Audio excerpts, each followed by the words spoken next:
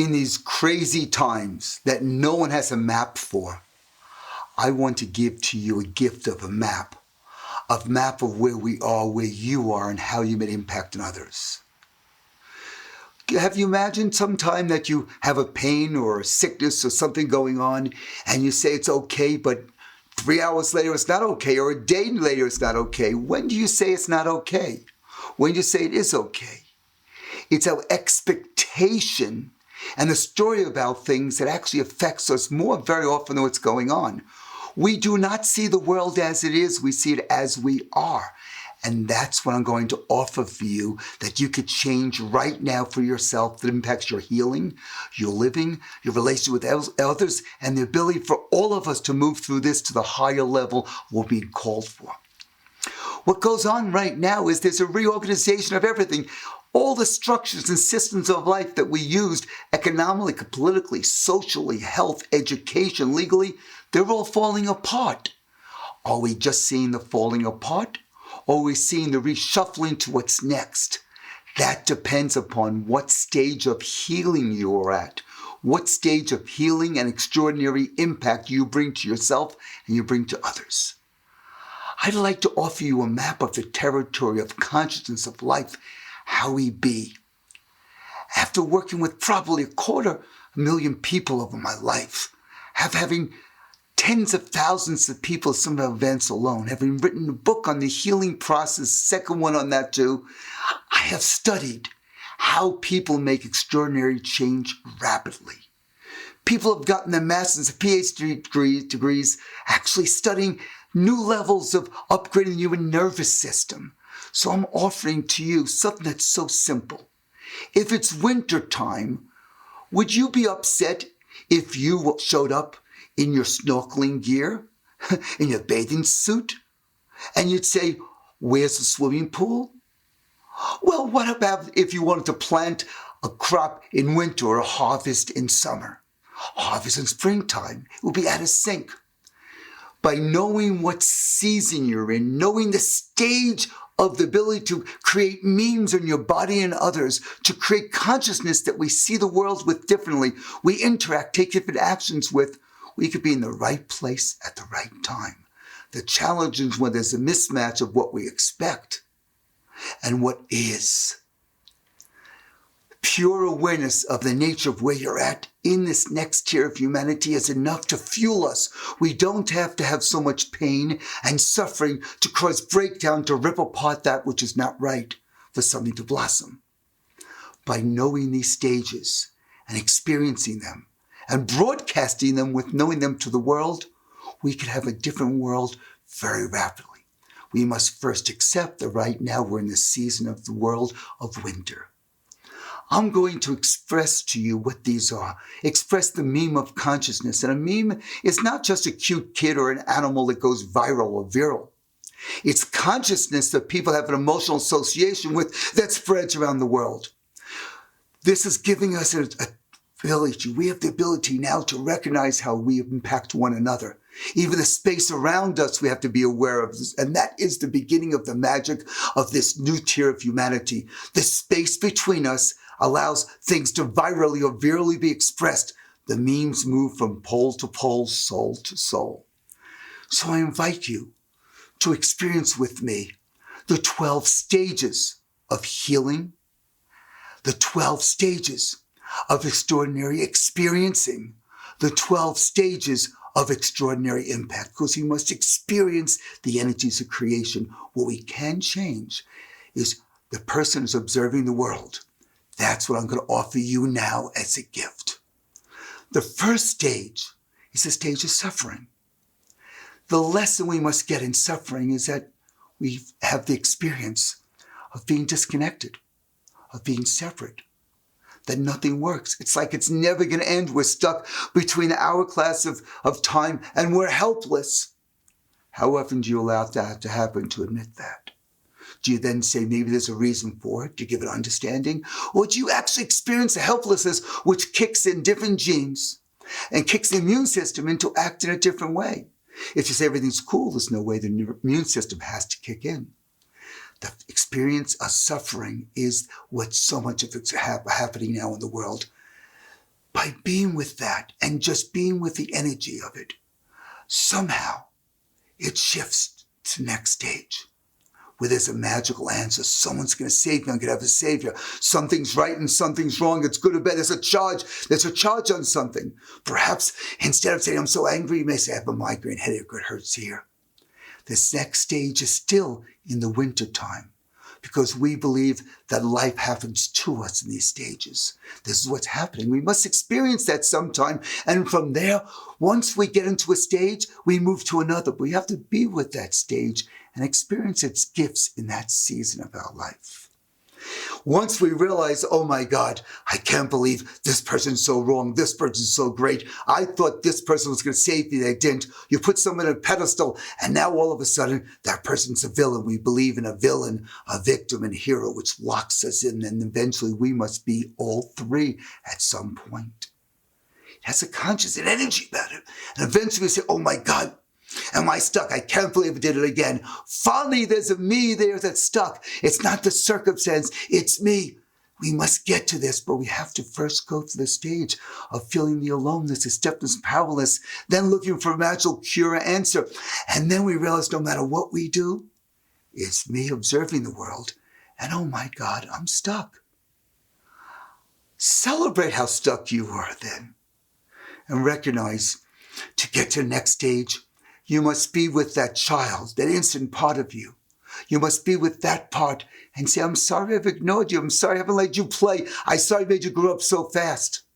Then with that stuck frustration, we build up to the next stage. And now there's a me here and I choose enough of this. Enough of focusing on the virus. Enough about focusing on the stock market. Enough about soaking the loss of the job. Enough about letting the external circumstance dictate my physiology and my reality, what I speak about, what I be, and what I do to the world. I now claim another energy which I shine on the world with.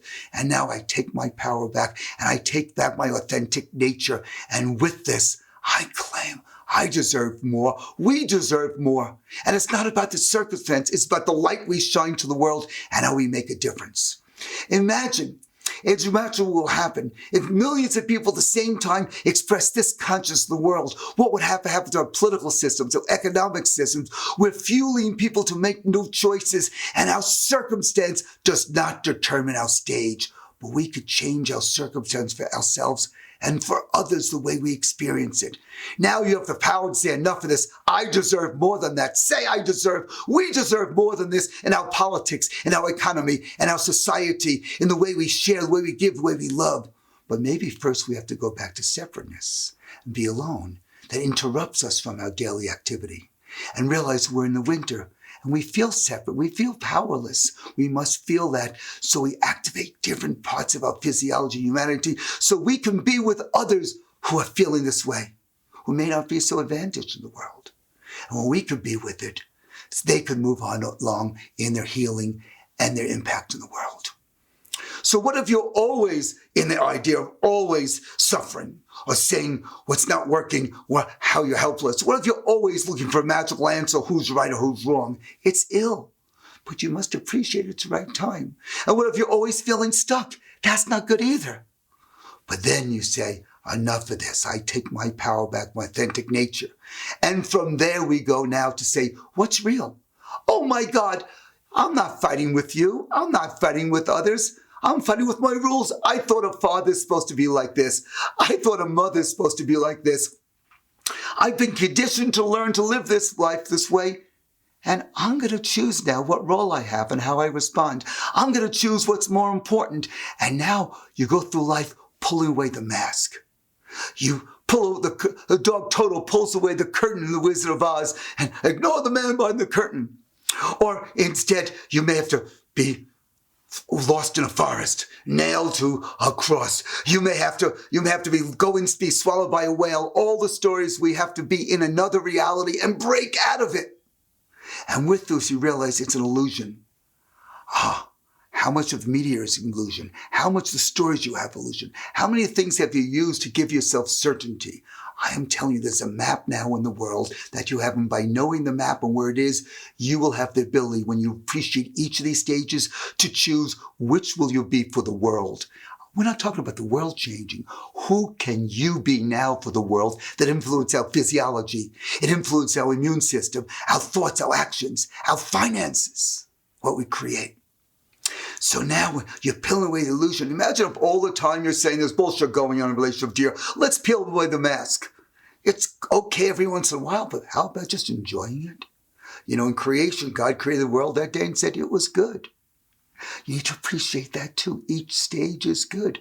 And then after you peel back the illusions and you see that there's other aspects of life, there's more, you prepare. You're like Rocky. You're getting ready. You're going to do whatever it takes. You're going to change everything in life. You're going to change your diet, your exercise, your routines. Instead of saying, I'm afraid of a virus, I'm going to say, I'm going to build up my immune system. Instead of moving away from something, you're going to move towards and take as many people with you.